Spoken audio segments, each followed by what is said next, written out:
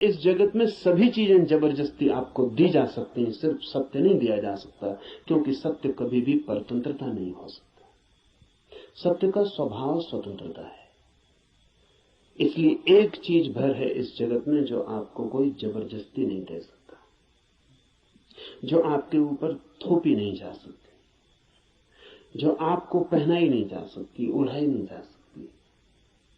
आपका राजी होना अनिवार्य शर्त है, आपका खुला होना, आपका ग्राहक होना, आपका आमंत्रण, आपका अहोभाव से भरा हुआ हृदय।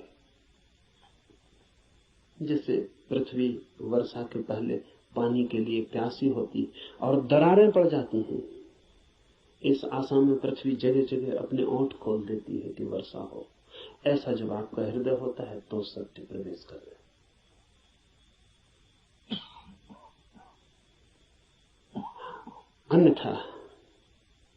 अन्यथा सत्य आपके द्वार से भी आकर लौट जाता है।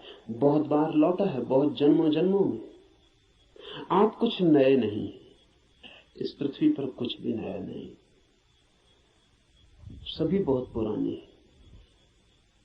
आप बुद्ध के चरणों में भी बैठ के सुने हैं, आपने कृष्ण को भी देखा है, आप जीसस के पास भी उठे बैठे हैं, लेकिन फिर भी वंचित रह गए,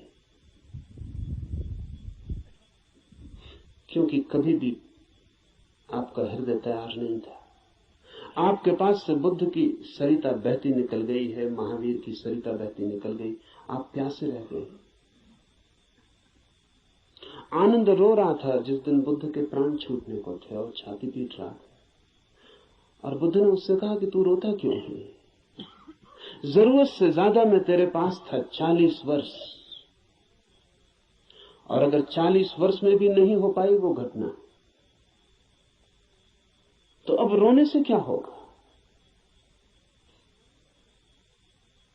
मेरे मिटने से इतना परेशान क्यों हो रहा है?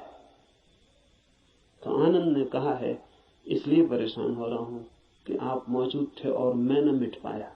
अगर मैं मिट जाता तो आपको मेरे भीतर प्रवेश मिल जाता। 40 साल नदी मेरे पास बहती थी और मैं प्यासा रह गया, और अब मैं रोता हूं क्योंकि जरूरी नहीं है कि ये नदी कब किस जन्म में दोबारा मुझे मिलेगी।